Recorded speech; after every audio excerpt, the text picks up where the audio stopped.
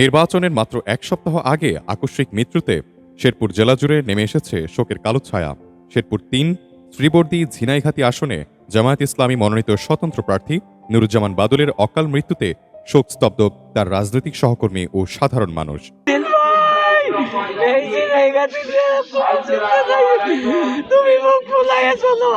দেশবাসীর কাছে চাই বাদল ভাইকে আল্লাহ তাআলার কাছে ব্যবস্থা নসিব করে।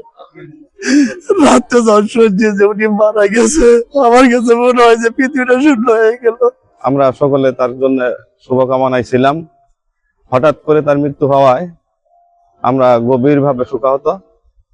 আল্লাহ আমাদের এই সামনের দিনগুলো যেন তারই পরম্পরায় যাতে আমাদের কামিয়াব করেন, সকলের কাছে, দেশবাসীর কাছে আমাদের আশা।